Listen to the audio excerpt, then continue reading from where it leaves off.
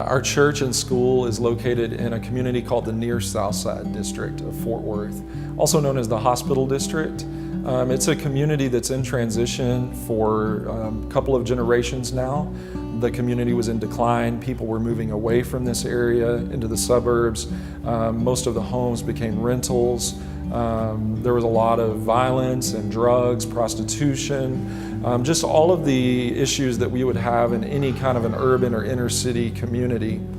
The city itself began to identify the near Southside community as a place where they wanted to invest and revitalize and bring life and business and all of that back into the community.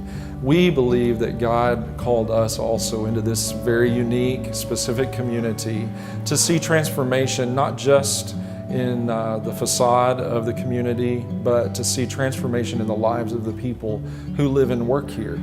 And so the near Southside community it's up and coming, but yet it's still filled with people that we would say are the down and out, or the most needy and the most vulnerable in our city. There's something called a cycle of poverty.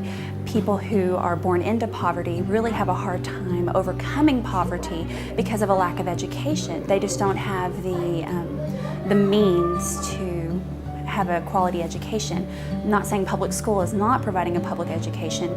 There's just a little bit more of a need. And so our heart was to come in and to really just meet the kids where they are and to be able to offer an education to them on their level.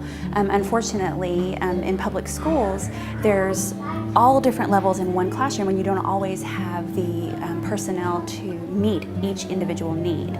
So class size is a big factor in that. And we started talking about starting the school, and at first I was like, okay, that's not me. I will help, but I have a very well-paid job, and God just started changing my heart and reminding me that He is faithful. And if I step out in obedience, then He is going to be faithful to provide for me, which is a little scary. But God has been faithful. He's already proven Himself faithful. We began with our minds, we were thinking just a traditional private Christian school, looking into the different ways that all of the different hurdles that we would have to overcome in order to do that, and it seemed impossible. We had 4 ladies who were committed and ready to give their time as teachers, and others who were willing to volunteer as well in other capacities, but it just seemed like there were too many doors closing. And then, just in one day, through a meeting with a friend of ours who is a pastor whose wife had homeschooled their 5 children, we began to understand that homeschooling in the state of Texas is considered private education, and that we could actually use homeschool curriculum in a setting like this, with teachers dividing the children by age and grade. And within just a few weeks of announcing that we wanted to provide this education, we had parents coming and saying, yes, we definitely would want our children involved. The class size is it makes a huge difference. So to have 12 students max per teacher, they get real individual attention, a nurturing education. I think the fact that our teachers are all mothers and women who have worked with children throughout their careers,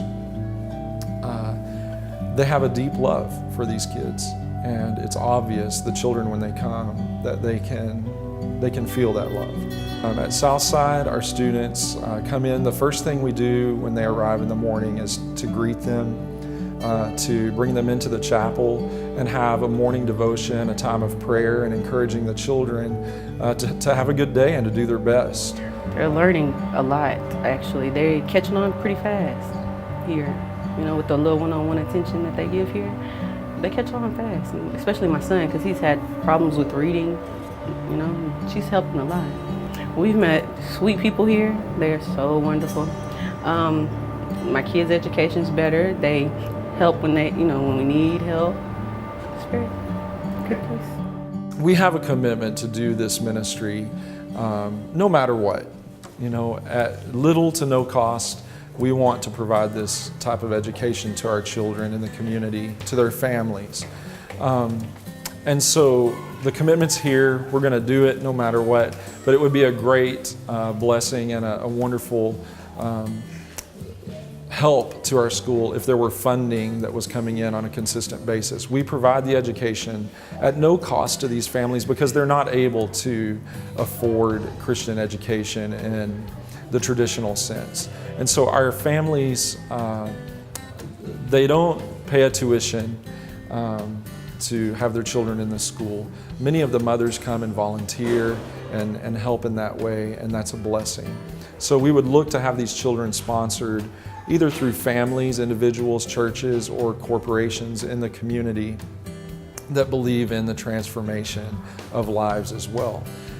In addition to just financial resources that the school has a need for, it would be to grow our volunteer base. You know, I think about how many retired teachers are out there in our community alone. And if they could give 2 or 3 hours a week to come in and even give more specialized individual attention through tutoring, or maybe serving as a substitute teacher when one of our teachers has to be out, to bring into our school personalities whose heartbeat and passion is to educate children. Education provides opportunity.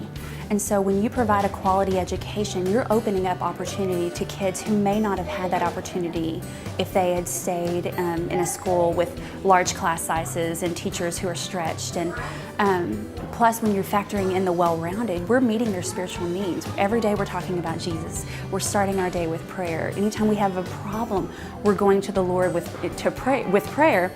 And so you're teaching them that problems are overcome through the power of prayer, through the power of Jesus. And that's just an amazing opportunity you don't get anywhere else.